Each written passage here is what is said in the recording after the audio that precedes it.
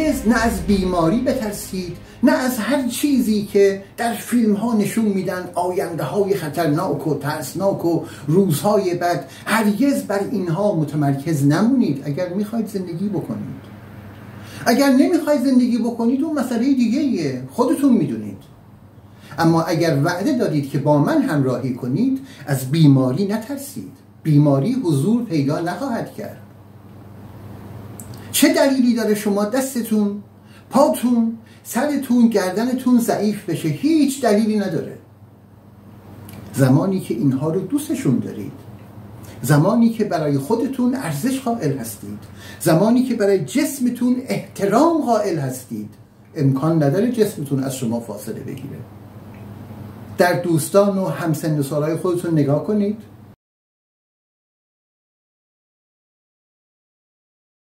بهشون هشدار بدید از همین فردا شروع کنن. دست در دست هم تمام زشتی ها، غلط ها، تمام چیزهایی که در 60 سال گذشته غلط یاد گرفتیم بریزیم بیرون و سرشار از سلامتی بدون کوچکترین ناهنجاری 60 سال بعدی رو با قدرت بسیار زیبا و عالی پیش بدیم و حسرت بر دل کسایی بذاریم که عمر ما رو به 40 سال، 50 سال، 60 سال میخوان محدود کنن. ما تعیین میکنیم چطور، با چه شرایطی و با چه میزان قدرتی در چه حدی رشد بکنیم و پیش بریم.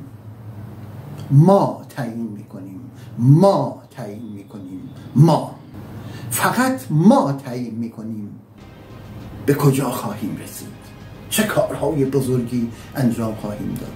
با هم در ارتباط باشیم، خواهید دید چه کارهایی خواهیم کرد. فعلا داریم نرم نرمک به محدوده های قدرت های پیچیده خودمون داریم نزدیک میشیم. در آینده کارهای بزرگی انجام خواهیم داد. مطمئن باشید.